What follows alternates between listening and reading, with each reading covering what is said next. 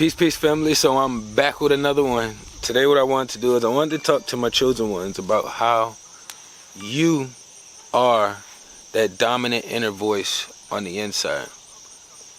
I know a lot of people get this mixed up and misconstrued, and I hear a lot of people who got like personality disorders, so they say, which I call it just having another entity inside controlling your vessel.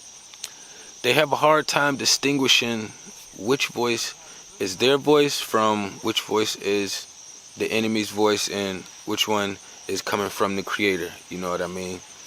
And all of us have that inner voice, that inner space. Every single one of us do. It's not one of us who do not have this. And what kind of brought me to this subject today was I was kind of engaging with someone younger, and in the process of engaging with them, I was speaking to them about how they are that voice in the inside, you know, and they had a hard time kind of like comprehending what I was saying. But they also had like a lot of demons coming to see them in their dreams and in their travels and stuff, you know what I mean? So when you get to these spaces, it's hard for you to figure out like who you are when you don't even understand what's going on inside of you. You know, these people and these beings and entities, they more concerned with how they look and working a job, but not knowing who they are and what's dictating this vessel and how they operate and what's making the decisions for them. You know what I mean? This is like one of the first lessons I had to teach my daughter, you know, at 3-4 years old. Because we are in that space. The younger person that I was talking to, I had asked them a question about something. Because they had this energy like they wasn't trying to share the information, but they was okay with being in the energy. Meaning they was cool with being in the environment around these certain people, but they didn't want to express what was going on in here. So I knew that they was trying to shoot the shit, because when I asked them a question, their first response was nothing. When I asked them, like, did you have something you wanted to say? Or are you processing? They like, nothing. So it's no way that you don't have anything circulating in here. That's not possible. It is not possible to not have that voice running in here. Your spirit, your energy vibrating in here. That's not possible. We're humans. Secondary. So I know that you have a similar structure as me. I know if mine's never quiet down in here, yours don't either. Now, whether you choose to share that information is completely different. So when they didn't want to share the information, that's basically what I had shifted it to, because I could tell that they didn't have much teaching or lessons or understanding of any of this stuff. I'm like, they kept saying nothing. I'm like, you got something you want to say? They're like, no, nothing. You thinking about anything? Nothing. No, I'm not thinking about anything. And it's like the first quickest lie that they can process. And it's like, it's not possible. If I can procreate with you and you can reprocreate with me, that means we are fucking similar. Even the animals have the whole spirit in the vessel. We cannot reprocreate with them. But all the animals, dogs can get around each other. They all understand they have the same process. Birds can get around each other, understand they have the same process. Us in this witchy society, the demons will have you feeling as though this is an empty box up here, or this doesn't pump. You know what I mean? And that's not possible. That voice, that main voice is you. From the time you're little to the time you get older, it never changes. You don't know when that inner voice changes. It operates at the same frequency you are on, where you are at.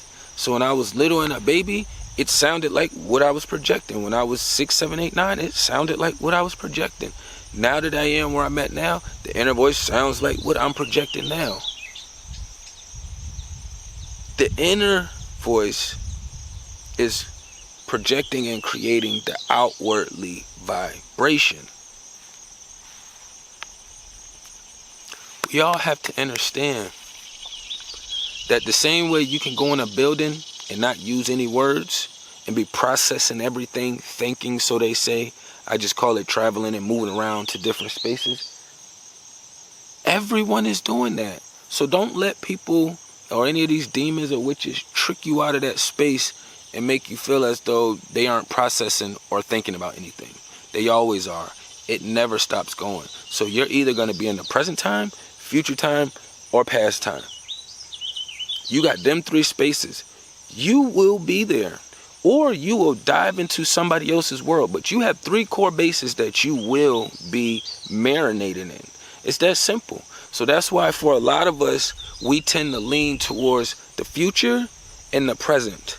The present and the future. The demonic team will hold you in the past and then sometimes lean on the present. They don't really linger too much in the future. Only time they bump into the future is like how we use the past. Except they use the future for their witchy, twisted ways. You know, like, okay, well, I got to think ahead because this person might do this and they might do that and I got to come back and cover my butt. It's always survival mode. Even the demons who got the bag, they still process and operate as if they're in survival mode. Because spiritually, they are in survival mode. They know that the opposition, the team they riding with, is going to take them out. They know that they have assignments and missions that they have to accomplish and do. And a lot of them are not that great at it. You know what I mean? It's like telling a baby to go clean a room. Like, they going to try their best, you know, but they aren't that great at it. So it's basically a method of teaching people how to crash out without knowing that they're crashing themselves out, you know? And it's a good way of not taking any accountability.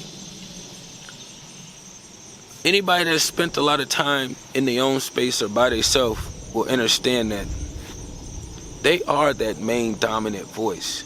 You are that dominant voice. That's you. That's yours. Don't give it to anybody else. Once you establish that that is your voice, that's you, you're operating this out here, when you start getting them weird thoughts fed to you, you'll know where they coming from. It'll make more sense to you. I remember one time for me, like back in 2016, I had never thought about harming myself, ever in my life. But when I got around my BM, she had previously tried to hurt herself before me, and then when she would get angry, she would like to throw that out there. You know what I mean? It's a bunch of people out here that do that. I'm just using my example, you know. Oh, I'm gonna hurt myself. Oh, I shouldn't be here. Oh, I blah, blah, blah, blah, blah.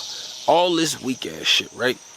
But she spilled that information out so much that I remember, like, right before I had took her out to New York, so right before she left New York, like 2 months before my mini was born, I remember those thoughts being fed to me. And I knew where it was coming from, and I knew how to reject it. Because I've never processed that kind of information before. Like, if anything, I'll be one of them people who go out by suicide by cop or something. Like, I'm not going to hurt myself. That's not what I'm going to do.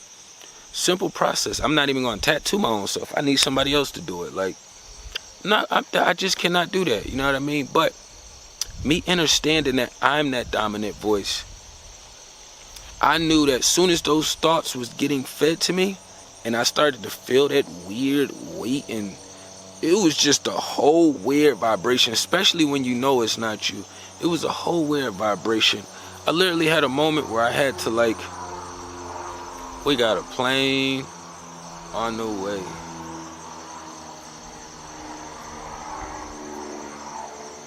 Hey, at least we made it 10 minutes without one, you know what I mean?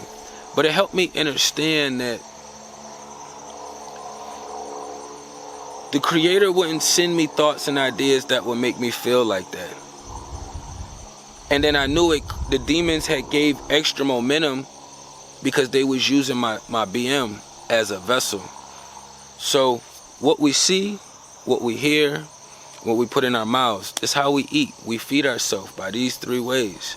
You feed yourself by what you hear, what you see, and what you eat. I know a lot of people like, oh, I want to see what's going on over there. I want to see what's going on over there. Once you intake something, it's no taking it back. So sometimes you have to force yourself not to look. Sometimes you have to force yourself not to hear. Sometimes you have to force yourself not to talk, or not to put in that shit that we know we ain't supposed to be eating. You know what I mean? But understanding that voice, you know what I'm saying? Don't give that shit to somebody else. The minute you start passing it off to all these other systematic entities and calling it this and calling it that, like, you making life way too complicated, and this shit is already complicated as it is. You know what I'm saying? You are that voice within. That's why it shifts and it grows and it builds, and then you realize it reflects outwardly.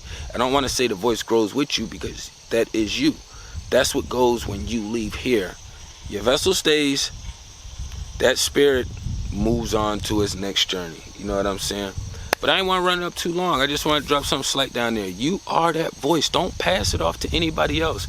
And anybody that you engage with and they're telling you they're thinking about nothing, or they don't have anything going on, or nothing is not a real thing. I already did a subject on that. We are too active in here and in here to even be utilizing that word spell. You know what I mean?